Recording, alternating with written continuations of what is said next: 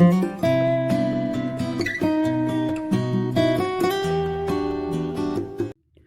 everyone, welcome to काम classes. I hope you guys are doing well. अभी तक हम एंसेंट हिस्ट्री में आधे से ज़्यादा टॉपिक को कवर कर चुके हैं। पुराने लेक्चर्स में वो सारे टॉपिक कवर्ड हैं। जिन लोगों को पुराने वीडियोस देखने हैं वो काम क्लासेस पर जाकर उन वीडियोस को देख सकते हैं, और जो लोग चैनल पर नए हैं वो चैनल को सब्सक्राइब ज़रूर करें। तो आज के वीडियो में हम देखते हैं मौर्योत्तर काल के बारे में। तो जैसा कि हमने मगध के उत्कर्ष वाले वीडियो में देखा था कि उस वीडियो में हमने हर्यक वंश, शिशुनाग वंश, नंद वंश के बारे में देखा था, और पिछले वीडियो में हमने मौर्य वंश के बारे में देखा था। तो इस वीडियो में हम शुंग वंश, कर्ण वंश और सातवाहन वंश के बारे में देखेंगे। तो आइए पहले हम मौर्योत्तर काल के बारे में जान लेते हैं। ठीक, तो मौर्य वंश का अंत होने के बाद मगध की राजनीतिक एकता छिन्न भिन्न हो गई। भारत के उत्तरी पश्चिमी घाट पर अनेक विदेशी आक्रमणकारियों ने आक्रमण करके अनेक स्थानों पर अलग अलग राज्य की स्थापना करने लगे। यानी जब मौर्य समाज का अंत हुआ तो उस समय जब मौर्य साम्राज्य था तो उस समय मौर्य साम्राज्य पूरा इतना विकसित था जो पहले मैप में आप ये देख सकते हैं। ठीक, उसके अंत होने के बाद भारत के उत्तरी पश्चिमी घाट यानी इस साइड उत्तरी पश्चिमी घाट पर कुछ विदेशी आक्रमणकारियों ने आक्रमण किया, जिसके बारे में हम अगले वीडियो में देखेंगे अभी। ठीक, और दक्षिण भारत में भी कई सामंतों ने अपने स्वतंत्र राज्य की घोषणा कर दी। ठीक, इस प्रकार पूरा का पूरा जो मगध साम्राज्य जो पहले था वो बिखर गया, जो कि इतना जो साम्राज्य था वो मगध साम्राज्य बचा। उसके बाद मौर्य काल के बाद इस मगध साम्राज्य पर शुंग वंश का शासनकाल आया। तो ये अब देखते हैं हम शुंग वंश के बारे में। शुंग वंश का जो संस्थापक था वो था पुष्यमित्र शुंग। पुष्यमित्र शुंग जो था शुंग वंश का संस्थापक था। यह मौर्य साम्राज्य के अंतिम शासक बृहदत्त का सेनापति था। इसने बृहदत्त की हत्या कर दी। उसके बाद मौर्य वंश के स्थान पर शुंग वंश की स्थापना हो गई। यह प्रथम ब्राह्मण राजवंश था। ये याद रखने वाली बात है कि मगध पर जिसने सर्वप्रथम जो ब्राह्मण राजवंश था उसका शासनकाल शुंग वंश में स्टार्ट हुआ था। ठीक, और उसकी स्थापना किसने की थी? तो उसकी स्थापना की थी पुष्यमित्र शुंग ने। पुष्यमित्र शुंग ने ही शुंग वंश की स्थापना की, जो कि एक ब्राह्मण राजवंश था। ठीक, जिसने मगध पर पहली बार शासन किया। इसने अपनी राजधानी विदिशा एमपी को जो है इसने अपनी राजधानी बनाई। बौद्ध ग्रंथों में पुष्यमित्र शुंग को बौद्ध द्रोही कहा जाता है, क्योंकि इसने अपने शासनकाल में बहुत से बौद्ध स्तूपों को नष्ट करवाया था। ठीक, आगे देखते हैं।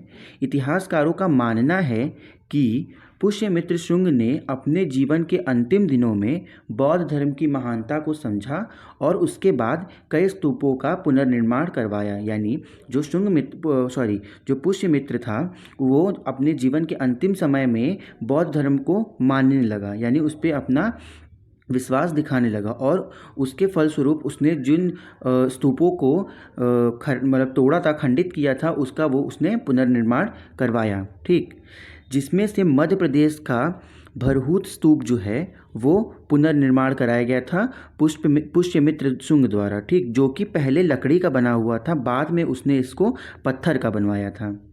आगे देखते हैं हम। मिनांडर ने बौद्ध भिक्षुक नागसेना से बौद्ध धर्म की शिक्षा ली और बौद्ध धर्म अपना लिया। पुष्यमित्र ने कलिंग नरेश खारवेल से भी युद्ध किया था, परंतु खारवेल ने पुष्यमित्र को पराजित कर दिया था। पुष्यमित्र की मृत्यु के बाद उसका पुत्र अग्निमित्र जो था वो मगध का उत्तराधिकारी बना, जिसने मगध पर उसके बाद शासन किया। ठीक, कालिदास की रचना थी मालविकाग्निमित्रम में विदिशा के राजा अग्निमित्र और मालव देश की राजकुमारी मालविका के प्रेम प्रसंग की चर्चा मिलती है। इस वंश का अंतिम शासक जो था वो था देवभूति। जो शुंग वंश का अंतिम शासक था वो था देवभूति, जिसकी हत्या उसी के मंत्री वासुदेव ने कर दी थी और उसके बाद उसने कर्ण वंश की स्थापना की। तो कर्ण वंश का जो संस्थापक था वो था कर्ण वंश का जो संस्थापक था वो था देवभूति। ठीक, अब देखते हैं हम कर्ण वंश के बारे में। तो जिस प्रकार अंतिम मौर्य शासक बृहदत्त की हत्या उसके मंत्री पुष्यमित्र शुंग ने की थी और शुंग वंश की स्थापना की, उसी प्रकार वासुदेव ने अंतिम शुंग शासक देवभूति की हत्या करके 75 ईसा पूर्व में कर्ण वंश की स्थापना की। कर्ण वंश का जो संस्थापक था वो था वासुदेव। इस वंश का अंतिम शासक सुशर्मा था। सुशर्मा जो है वो कर्ण वंश का अंतिम शासक था, जिसकी हत्या उसके मंत्री सिमुक ने की थी। यानी कि इसकी भी हत्या इसके मंत्री ने की और उसके बाद उसने सतवाहन वंश की स्थापना की। ये हो गया कर्ण वंश के बारे में। कर्ण वंश के बारे में बहुत ज़्यादा नहीं पूछा जाता, तो बस कर्ण वंश के संस्थापक और उसके अंतिम शासक के बारे में हम जानते हैं केवल। तो उसके संस्थापक का नाम था देवभूति, जिसने जिसने शुंग वंश के अंतिम शासक वासुदेव की हत्या करके कर्ण वंश की स्थापना की थी। उसी प्रकार कर्ण वंश के अंतिम शासक सुशर्मा की हत्या करके उसके मंत्री शिमुक ने सतवाहन वंश की स्थापना की। तो आइए अब देखते हैं सतवाहन वंश। सतवाहन वंश का संस्थापक शिमुक था। ठीक, प्रारंभ में यह वंश महाराष्ट्र के क्षेत्र में था, किंतु शक राजाओं ने उन्हें महाराष्ट्र छोड़ने पर विवश कर दिया। यानी जो ये हिस्सा था उस समय सतवाहन वंश यहाँ पर था, पर शक राजाओं ने उन्हें महाराष्ट्र छोड़ने पर विवश कर दिया और सतवाहन वंश को आंध्र प्रदेश में स्थानांतरित होना पड़ा। यानी उसके बाद जो है सतवाहन वंश आंध्र प्रदेश में स्थानांतरित हो गया और जिस कारण इन्हें आंध्र सतवाहन भी कहा जाता है। आंध्र प्रदेश में स्थानांतरित होने के कारण ही इन्हें आंध्र सतवाहन भी कहा जाता है। जो सतवाहन वंश था उसकी राजधानी महाराष्ट्र का प्रतिष्ठान थी। ठीक, शिमुक की मृत्यु के बाद उसका छोटा भाई कृष्णा, या जिसे कान्हा भी कहते हैं, वो शासक बना और कान्हा के बाद उसका पुत्र शतकर्णी प्रथम जो था वो सतवाहक वंश का शासक बना। उसके बाद शतकर्णी प्रथम के बारे में जानते हैं हम। तो यह सतवाहन वंश का पहला महत्वपूर्ण शासक था। जो शतकर्णी प्रथम था वो सतवाहन वंश का सबसे महत्वपूर्ण शासक माना जाता है। शतकर्णी प्रथम की पत्नी नागनिका का नानाघाट अभिलेख प्राप्त होता है। इसमें शतकर्णी प्रथम की उपलब्धियां बताई गई हैं। यानी जो नानाघाट अभिलेख है, जो कि प्रथम की पत्नी नागनिका द्वारा लिखा गया था, उसका अभिलेख था, उसमें शतकर्णी प्रथम की उपलब्धियों के बारे में बताया गया है। ठीक, नानाघाट अभिलेख में क्या है? नानाघाट अभिलेख में ही शतकर्णी प्रथम को महान विजेता व महान शासक बताया गया है।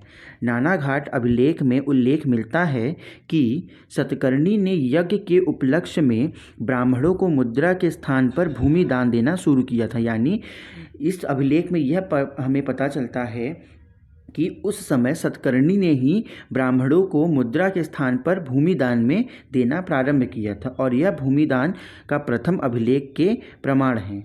आगे देखते हैं, अब हाल के बारे में देखते हैं। तो सतवाहन वंश में हाल महानतम शासक था। हाल जो था वो सतवाहन वंश का महानतम शासक था। यह एक बहुत बड़ा कवि भी था और यह कवियों और विद्वानों का आश्रयदाता था। यह अपने राज्य में कवियों और विद्वानों को महत्व देता था। हाल ने गाथा सप्तशती नामक एक काव्य की रचना की थी, जिसका भाषा जो था वो प्राकृतिक था। इसकी भाषा प्राकृतिक थी, जिसका नाम था गाथा सप्तशती। ठीक, जिसकी रचना किसने की थी? जिसकी रचना हाल ने की थी। ठीक, अब इसके बाद हम गोमती पुत्र शतकर्णी के बारे में जानते हैं। तो सतवाहन वंश का अगला महत्वपूर्ण शासक जो था वो था गौतमी पुत्र शतकर्णी। इसके समय नासिक के शक शासक नहपान ने इस पर आक्रमण कर दिया, किंतु गौतमी पुत्र शतकर्णी ने उसे पराजित कर दिया था। ठीक, आगे देखते हैं। नासिक से चांदी के लगभग 8000 सिक्के प्राप्त हुए। इसके पराजय के बाद जब वहाँ का राजा पराजित हुआ तो उसने गौतमी पुत्र शतकर्णी को चांदी के लगभग 8000 सिक्के दिए, जिनमें एक तरफ नहपान तथा दूसरी तरफ गौतमी पुत्र शतकर्णी का नाम था, जिससे उन दोनों के राज्यों में मैत्रीपूर्ण संबंध हुए, जिससे पता चलता है कि गौतमी पुत्र शतकर्णी ने शक शासक नहपान को हराया था। ठीक, और उनके बीच एक संधि हुई। अब हम यज्ञश्री सतकर्णी के बारे में देखते हैं। तो यज्ञश्री सतकर्णी जो थे वो सातवाहन वंश के अंतिम और महत्वपूर्ण शासक थे। सातवाहन वंश के अंतिम और महत्वपूर्ण शासक यानी अंतिम शासक जो थे वो यज्ञश्री सतकर्णी थे। इन्होंने जो शकों के विजित क्षेत्र थे उस पर पुनर्अधिकार दिया था, यानी जो क्षेत्र इन सातवाहन वंश में इनके पूर्वज हार गए थे उस पर इन्होंने यज्ञश्री सतकर्णी ने पुनः अधिकार दिलाया था। ठीक, आगे देखते हैं। तो यज्ञश्री सतकर्णी व्यापार एवं जल यात्रा का प्रेमी था। उसके सिक्कों पर जहाज के चित्र बने हुए हैं, जिससे उसकी जल यात्रा और व्यापार का पता चलता है। यानी हमें यह कैसे पता चलता है कि वह व्यापार और जल यात्रा का प्रेमी था, तो उसके सिक्कों पर उसके चित्र बने मिलते हैं। उसके सिक्के आंध्र प्रदेश, महाराष्ट्र, मध्य प्रदेश और गुजरात में प्राप्त हुए। बाद में हमें उसके सिक्के जो है वो आंध्र प्रदेश से मिले, महाराष्ट्र से मिले और मध्य प्रदेश और गुजरात से मिले। यज्ञश्री के मृत्यु के बाद सातवाहनों का साम्राज्य विभाजित हो गया, जिसका मुख्य कारण विद्रोह और केंद्रीय शासन की दुर्बलता थी। यानी कि जो सातवाहन वंश का जो अंत हुआ वो यज्ञश्री की मृत्यु के बाद हुआ, जिसका कारण जो था वो था विद्रोह और केंद्रीय शासन की दुर्बलता। आगे देखते हैं हम। सातवाहन वंश के शासकों द्वारा जारी किए गए जो सिक्के थे वो चांदी के सिक्के थे, तांबे का सिक्का था, पोटीन यानी जो घटिया चांदी होता है वो उसको हम पोटीन बोलते हैं। ठीक, तो पोटीन के सिक्के थे और शीशे का सिक्का था। परंतु सातवाहन समाज जो है उस समय जो सबसे ज़्यादा प्रचलित सिक्का था वो था शीशे का सिक्का। ठीक, सातवाहन समाज मात्र सत्तात्मक था। यहाँ नाम के पहले माता का नाम लिखा जाता था, किंतु राजा पुरुष ही होते थे। जो सातवाहन वंश में जो लोग थे उनमें जो नाम के पहले माता का नाम लिखा जाता था, भले ही पुरुष राजा हो या न हो, पर जो नाम के पहले होता था, जैसे पिता का नाम लिखा जाता है नाम के बाद, वो माता का नाम लिखते थे। तो ये हो गया मौर्योत्तर काल में जो 3 वंश थे उनके बारे में, जो कि शुंग वंश, कर्ण वंश और सातवाहन वंश थे। ठीक, अब इन पर हम कुछ बहुविकल्पीय प्रश्न देख लेते हैं। तो आइए देखते हैं।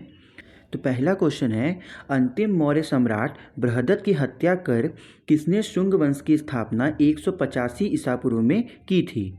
जिसके ऑप्शंस हैं, ऑप्शन ए है पुष्यमित्र, बी है अग्निमित्र, सी है वसुमित्र और डी है भागभट्ट।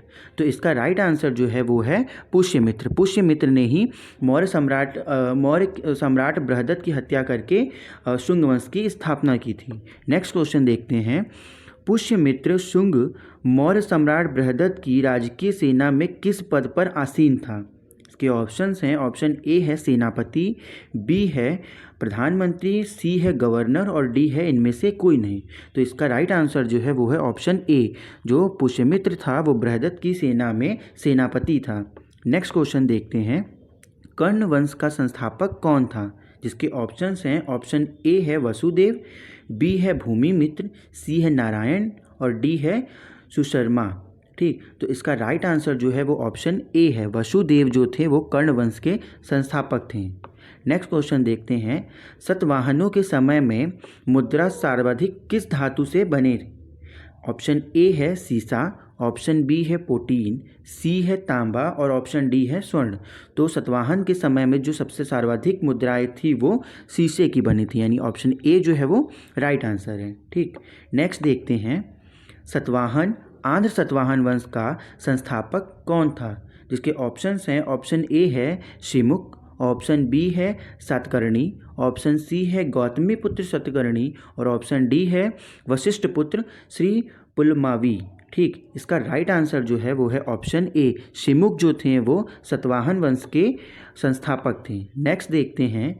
तो सातवाहनों ने आरंभिक दिनों में अपना शासन कहाँ शुरू किया था? जिसके ऑप्शंस हैं, ऑप्शन ए है महाराष्ट्र, ऑप्शन बी है सौराष्ट्र, ऑप्शन सी है प्रतिष्ठान और ऑप्शन डी है आंध्र प्रदेश। तो सातवाहनों ने आरंभिक दिनों में महाराष्ट्र में अपना शासन जो है वो शुरू किया था। इसका राइट आंसर है ऑप्शन ए।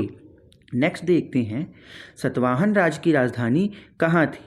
ऑप्शन ए है औरंगाबाद, ऑप्शन बी है प्रतिष्ठान, ऑप्शन सी है मथुरा और ऑप्शन डी है इनमें से कोई नहीं। तो सातवाहन राज्य की जो राजधानी थी वो महाराष्ट्र के प्रतिष्ठान में थी, यानी राइट आंसर जो है ऑप्शन बी राइट आंसर है। नेक्स्ट देखते हैं।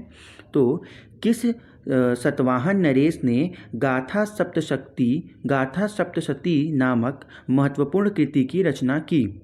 ऑप्शन ए है गौतमी पुत्र सतकर्णी, ऑप्शन बी है वशिष्ठ पुत्र पुलुमावी, ऑप्शन सी है हाल और ऑप्शन डी है शिमुक। तो इसका राइट आंसर जो है वो है ऑप्शन सी, हाल ने जो है वो गाथा सप्तशती नामक काव्य की रचना की थी। नेक्स्ट क्वेश्चन देखते हैं।